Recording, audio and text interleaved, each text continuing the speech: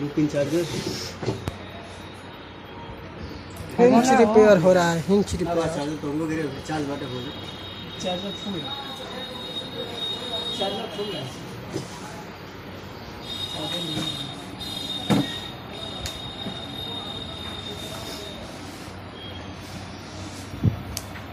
कुछ है नहीं ना